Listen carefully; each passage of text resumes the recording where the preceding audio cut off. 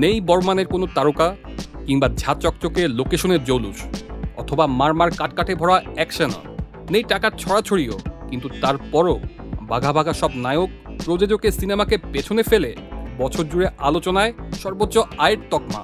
বলছি মালায়ালাম ভাষায় নির্মিত ভারতীয় সিনেমা প্রেমালুর কথা। মাত্র ৩ কোটি রুপি বাজেটে নির্মিত রোমান্টিক ড্রামা প্রেমালু সিনেমাটি বছর শেষে বক্স অফিসে আয় করেছে ১৩১ কোটি রুপি। লাভের হারে সিনেমাটি বাজেটের প্রায় ৪৪ গুণ। কিন্তু কেন এই সিনেমা নিয়ে এত আলোচনা? কি আছে এই সিনেমায়? মালায়ালাম ভাষায় নির্মিত সিনেমার মূল ভিত্তি হলো গল্প। প্রেমালু সিনেমাটিও তার ব্যতিক্রম নয়। সহজ সরল গল্পের সুন্দর উপস্থাপন, আর তাতেই বুঁদ হয়েছিল দর্শক। দুই তরুণ তরুণীর প্রেমে পড়া এবং তার সাথে বিভিন্ন পরিস্থিতি, পুরো ব্যাপারটিকে এক সুতোয় বেঁধে দর্শককে মুগ্ধ করে রেখেছেন এই সিনেমার পরিচালক গিরিশ এডি। সিনেমার প্রধান চরিত্রে নবাগত নাসলেন কে গফুর এবং মমিতা বাইজু ছাড়াও আরও আছেন সঙ্গীত প্রতাপ, আখিলা ভার্গবন, শ্যাম মোহন, মীনাক্ষী রবীন্দ্রন, ম্যাথিউ থমাস এবং আলতাফ সালিম।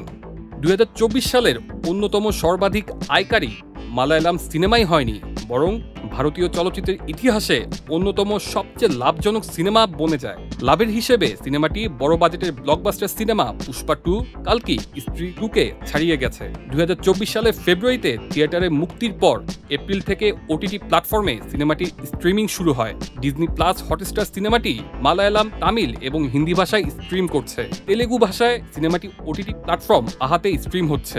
হলিউড বলিউডের মারমার কাটকাট সিনেমার এ যুগে এসে গল্প ও অভিনয় নির্ভর প্রেমালু ধরনের সিনেমা দর্শক যে লুফে নিচ্ছে, এটি এখন বড় বিষয়।